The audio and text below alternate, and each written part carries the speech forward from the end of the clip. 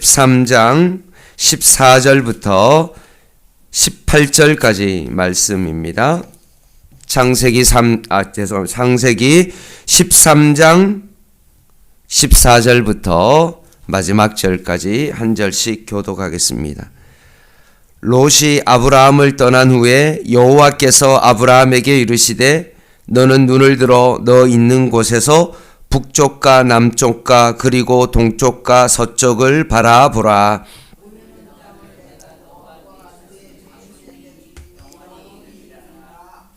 내가 내 자손이 땅에 티끌 같게 하리니 사람이 땅에 티끌을 능히 셀 수 있을진데 내 자손도 세리라.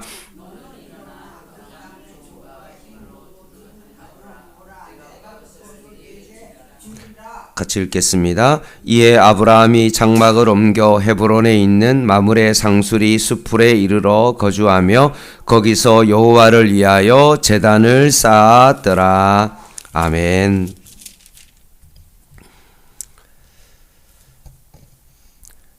노아의 아들들 중에 셈의 후손인 아브라함은 우리가 계속 창세기를 본 것처럼 데라의 아들입니다. 원래 데라가 거주했던 곳은 갈대아 우르였죠. 유프라테스 강 하류에 있었습니다.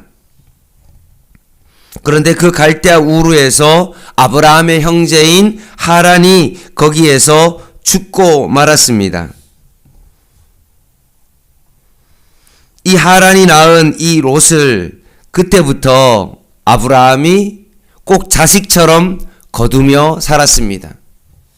이유는 아브라함이 자식이 없었기 때문에 결국 이 롯을 자신의 자식처럼 그렇게 여기면서 데리고 다녔을 것입니다. 창세기 11장 30절을 보면 아브라함의 아버지 데라는 아들 하란이 죽자 갈대아 우르를 떠나 가나안 땅에 가고자 했습니다. 창세기 15장 7절 말씀을 보면 하나님께서 아브라함을 갈대아 우르에서 이끌어내셨다라고 말씀하고 있습니다.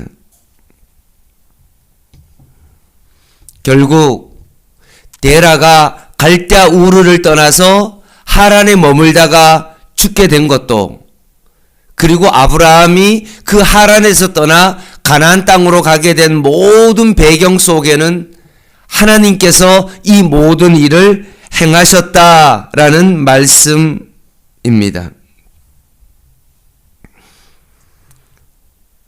창세기 12장 말씀에 보면 아브라함의 아버지 데라가 하란에서 죽자 하나님께서 아브라함에게 나타나셨습니다. 너는 본토 친척 아비집을 떠나라 라는 그 명령 가운데 순종하였습니다. 아브라함의 아버지 데라가 갈대아 우르에서 아브라함을 낳을 때가 70세였습니다.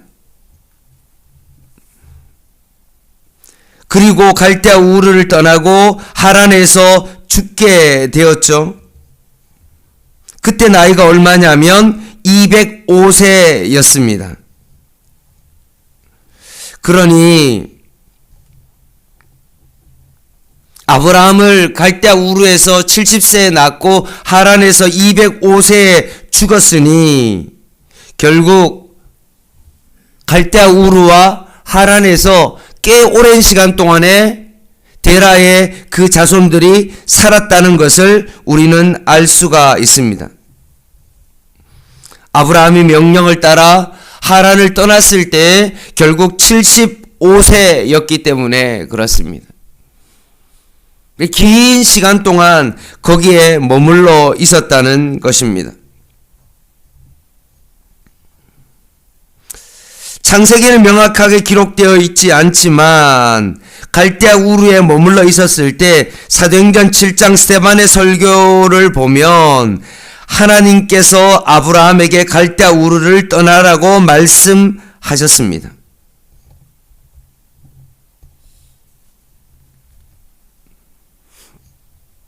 갈대아 우르에 있을 때도 하나님께서 떠나라고 말씀하셨고, 하란에 머물 때에도 하나님께서 그 장소를 떠나라고 하나님께서 말씀하셨던 것입니다.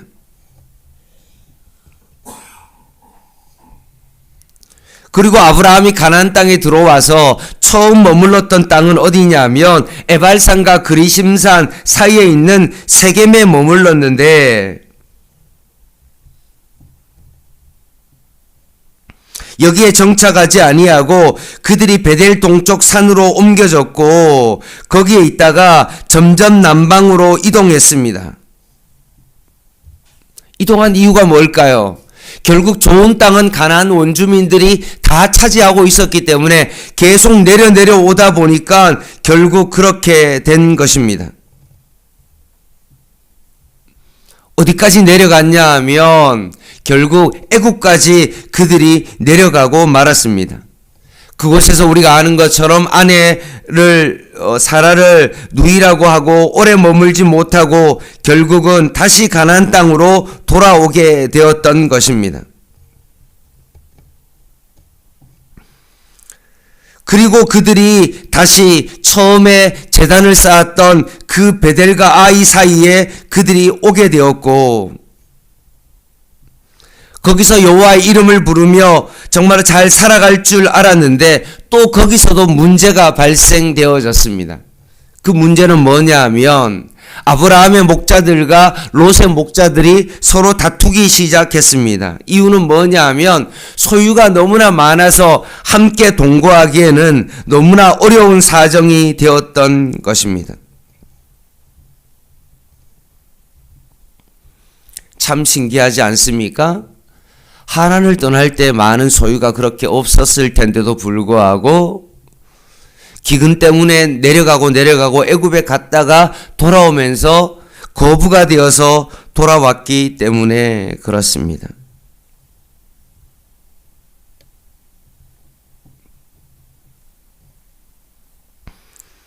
이제 두 가족이 분가를 냈습니다.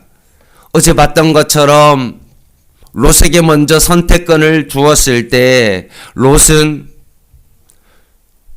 소돔과 고모라를 선택하고 에덴 동산과 같고 애국과 같은 그 땅을 선택하게 되어집니다. 그리고 이제 롯이 그 땅을 선택하고 난 다음에 이제 아브라함이 그 자리에 남게 되었을 때 오늘 본문 속에 하나님의 약속이 나오고 있습니다. 14절 말씀입니다.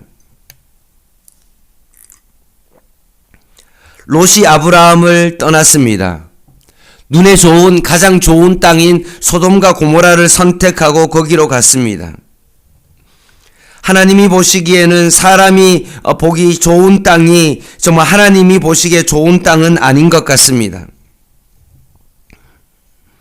오늘 아브라함은 사람이 보기에 좋은 땅을 선택하지 않았습니다. 롯에게 조카 롯에게 선택권을 주고 나머지를 선택해야 됐습니다. 오늘 본문에 참 그 내용이 14절에 잘 나오는데 롯이 아브라함을 떠난 후에 여호와께서 아브라함에게 이르시되 하시는 첫 마디가 무엇입니까? 너는 눈을 들어라.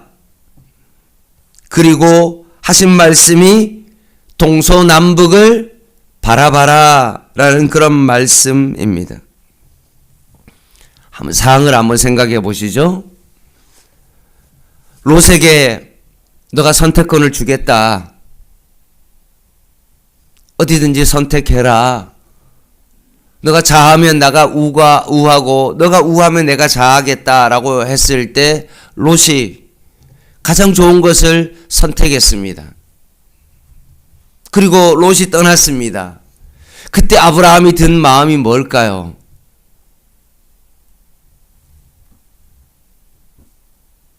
아마 낙담했을 겁니다. 왜냐하면 좋은 선택지가 없기 때문에 그렇습니다. 그래서 너무나 근심이 되었고 땅을 쳐다볼 수밖에 없었고 야 이제는 어떻게 살아가지? 라고 생각하고 있었을 때 하나님께서 아브라함에게 나타나서 하신 말씀이 무엇입니까? 눈을 들어라. 그리고 바라봐라 라고 말씀합니다. 롯처럼 세상의 관점으로 그것을 바라보지 말고 믿음의 눈으로 그것을 바라봐라 라고 말씀하십니다.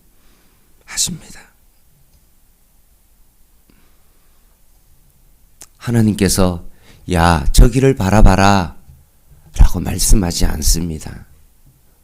동서남북을 바라보라고 말씀하십니다. 그러면 조카 롯이 갔던 그것도, 그 장소도, 그 방향도 하나님께서 바라보라고 하지 않겠습니까? 모든 것을 바라봐라 라고 말씀합니다. 조카 롯이 갔던 그 방향도 포함하여서 너가 정말로 동서남북을 바라보라고 하십니다. 왜 그렇게 하실까요?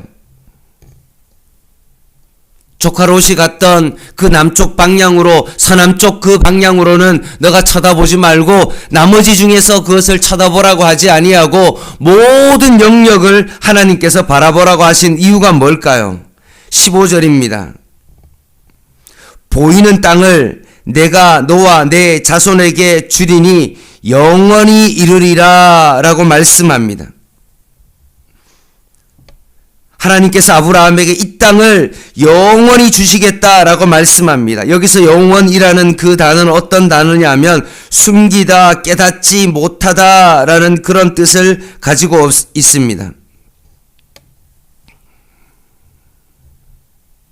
인간이 알 수 없는 그 숨겨진 그 시간 속에 하나님의 그 영원한 복을 거기에 담고 있다는 것입니다. 결국 이 영원한 복이 오늘 우리가 예수를 믿고 있는 우리에게까지 이 아브라함의 복이 미쳤다는 사실입니다. 그리고 여기서 15절에 나오는 이 자손이라는 요 단어는 제라라는 단어인데 단수형으로 씨라는 단어가 나와 있는데 이 단어가 언제 나오냐면 창세기 4장에 보면 이 말이 나옵니다. 제가 읽어드릴게요. 아담이 다시 자기 아내와 동침하매 그가 아들을 낳아 그 이름을 셋이라 하였으니 이는 하나님이 내게 가인이 죽인 아벨 대신에 다른 씨를 주셨다 함이요 라고 되어 있습니다. 아벨을 대신하여 하나님께서 셋이라는 그 자손을 하나님께서 허락하셨다는 말씀입니다.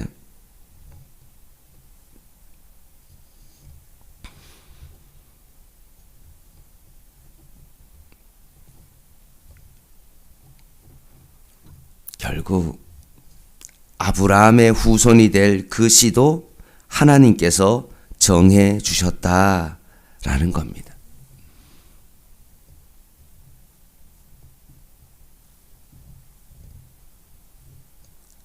요정의 몸에서 난 이스라엘의 씨가 아니라 사라의 몸에서 난 이삭의 씨로부터 후손을 통해 성취되어질 것을 하나님께서 말씀하고 있습니다.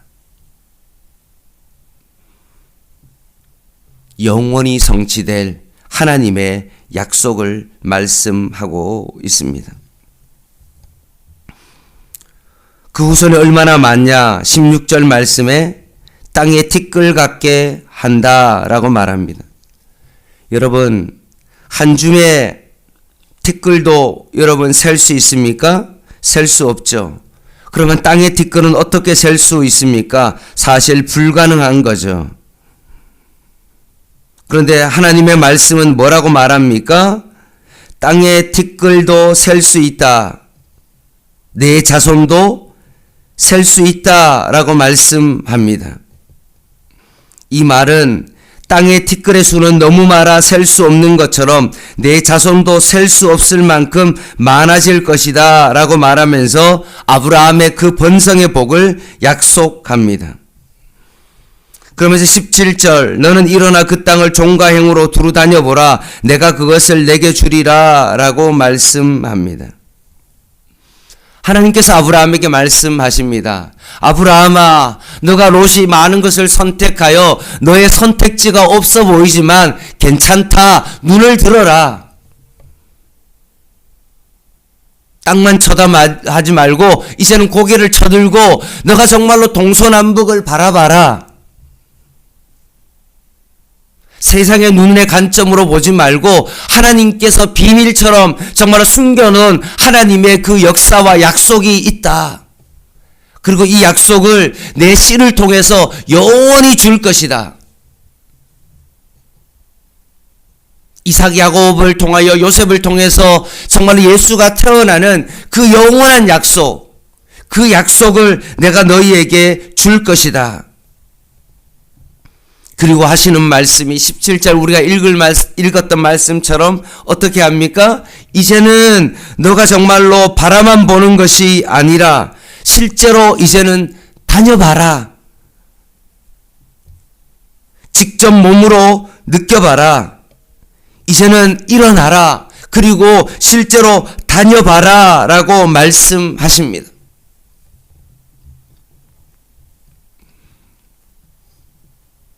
믿음을 가지고 그것을 바라만 보지 말고 이제는 너가 일어나라. 그리고 직접 몸소 정말로 다녀보면서 하나님의 그 역사하심을, 하나님의 살아계심을 이제는 너가 체험해봐라, 다녀봐라 라고 말씀하고 있습니다.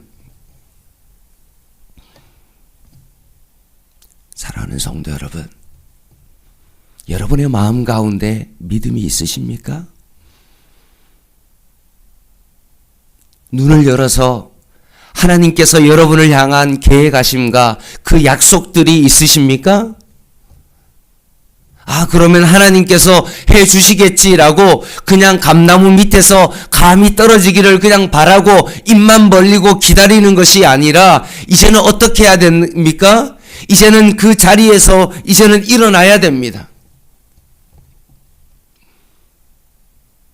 그리고 하나님께서 나에게 약속하신 것이 어떻게 성취될 것을 바라보며 실제로 여러분 다녀봐야 되는 것입니다. 약속대로 움직이는 사람이 되어야 됩니다. 18절 이에 아브라함이 장막을 옮겨 어디에 머무릅니까? 헤브론에 머물죠. 만물의 상수 유프레이를 거주하며 거기서 여호와를 위하여 제단을 쌓았다라고 말합니다. 헤브론은 아브라함의 아래 사레가 거기에 묻혔고 아브라함도 거기에 묻히고 이삭과 그 자부 리브가도 야곱도 손자부 레아도 거기에 머물렀습니다. 그리고 무덤의 장소뿐만 아니라 특별히 이삭과 야곱의 주요 거처가 되었습니다. 그리고 여호수아서에서는 갈렙이 머물렀던 장소가 어디입니까? 헤브론입니다. 그리고 그 헤브론이라는 장소는 도피성이 있는 장소이기도 합니다. 죄를 지었지만 부지 중에 살아남을 수 있는 유일한 장소. 이 도피성이 무엇을 의미합니까? 예수 그리스도를 의미하고 있는 거죠. 안전한 피난처이신 예수 그리스도를 의미하고 있죠. 그리고 다윗이 이스라엘의 왕이 되었을 때 처음으로 왕정시대의 일기가 장소가 된 곳이 바로 헤브론입니다. 따라서 18절 원문에 보면 세 개의 동사가 있는데 그 동사는 뭐냐 하면 옮겼다, 이르렀다, 그리고 거주하였다라는 세 개의 동사가 있습니다. 근데 원문에 보면 뭐라고 되어 있냐면 거기 동사 앞에 와우 접속사가 있는데 뭐 어떤 뜻이냐면 이에 라는 단어입니다.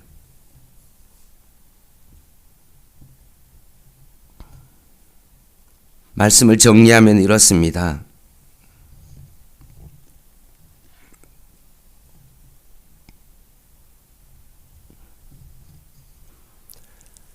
이제는 눈을 들어서 두루 다녀봐라. 하나님의 영원한 약속이 어떤 것인지 너가 직접 한번 확인해 봐라. 그리고 아브라함이 그 말씀에 순종하여 이에 어떻게 했습니까? 결국 이동하기 시작했습니다. 옮겼다 라고 말씀합니다. 그리고 막 돌아다녀 보다 보니까 어떻게 됐습니까? 이에 결국은 어떤 한 장소에 이르렀습니다. 헤브론이라는 장소에 이르렀습니다. 그리고 이른 다음에 어떻게 됐습니까? 그리고 거주하였다라고 말씀합니다.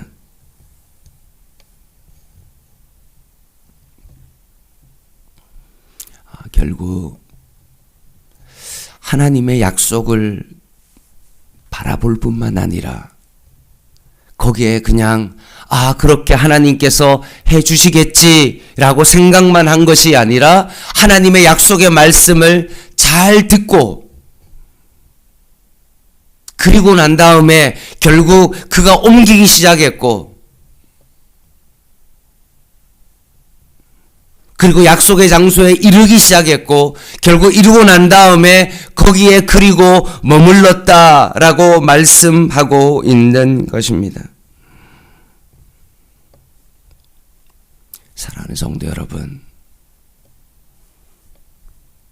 내가 밭에서 보화를 발견했습니다. 어떻게 해야 됩니까? 내가 하나님께서 이것을 발견하게 해 주셨으니까 하나님께서는 언젠가는 이 밭이 내 것이 될 거야 라고 그렇게 하시면 안 된다는 거죠. 어떻게 해야 됩니까? 자산의 모든 것을 팔아서 결국 그 밭을 사야죠.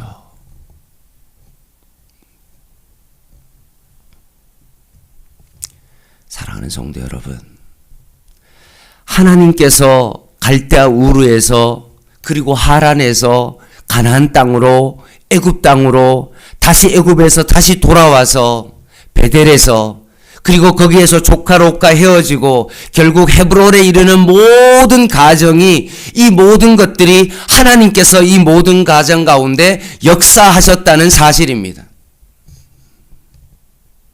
그리고 아브라함이 이것이 정말 하나님의 약속임을 깨달았고 이 약속만 머리로만 생각한 것이 아니라 실제로 이 약속의 말씀을 따라 아브라함이 움직였다는 사실입니다. 그리고 옮기고 거기에 머무르고 거기에 거주하는 어떤 그런 믿음의 약속의 발걸음을 아브라함이 한 걸음 한 걸음 움직이기 시작했다는 말씀입니다. 혹시나 여러분 가정을 향한, 여러분을 향한 하나님의 약속은 무엇입니까? 하나님께서 여러분을 향하여 하고 싶은 일들은 과연 무엇입니까? 그렇다면 여러분 아브라함처럼 여러분도 이제는 그 발걸음을 한 걸음 한 걸음 뛰기 시작할 수 있는 여러분 되기를 원합니다.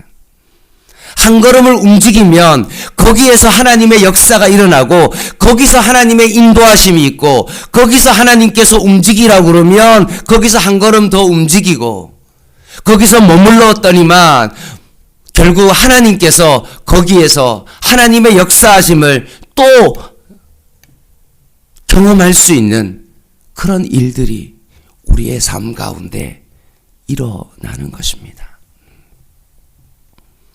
오늘 하루도 그런 발걸음이 되기를 원합니다. 아무런 생각 없이 하나님께서 정말 나를 이 직장 가운데 보내셨구나 라고 생각하고 오늘도 직장 다녀와야지 라고 그런 마음이 아니라 믿음의 눈을 열어서 하나님께서 나를 이 직장 가운데 보내신 이유가 무엇이고 이곳에서 하나님께서 내가 하기를 원하시는 것이 무엇인가를 깨달아서 그곳에서 하나님의 약속의 그 발걸음을 움직일 수 있는 거기서도 하나님을 경험할 수 있는 그런 놀라운 은혜가 오늘도 여러분의 삶 가운데 있으시기를 주님의 이름으로 간절히 부탁을 드립니다. 기도하겠습니다.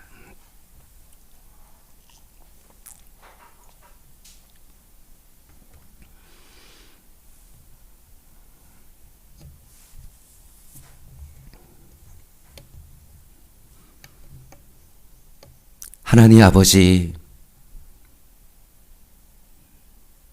아브라함이 갈대아 우르에 있을 때에도, 하란에 있을 때에도, 가나안 땅에 있을 때에도, 애굽에 있을 때에도 하나님께서 아브라함을 부르시고 그들을 이끄셨던 것처럼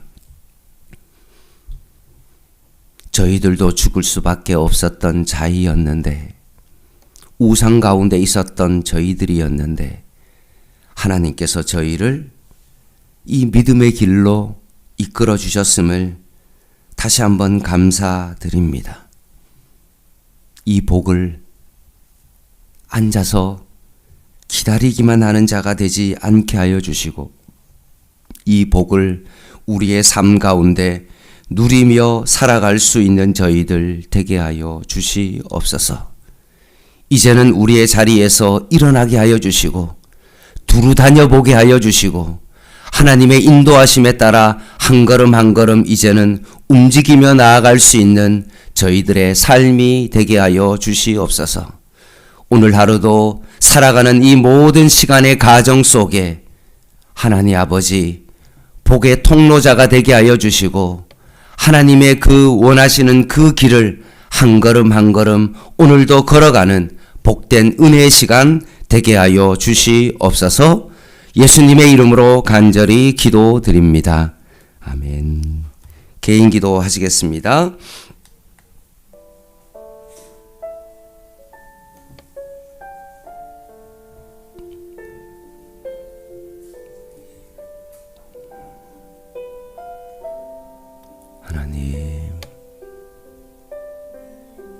하나님의 큰 복을 받았는데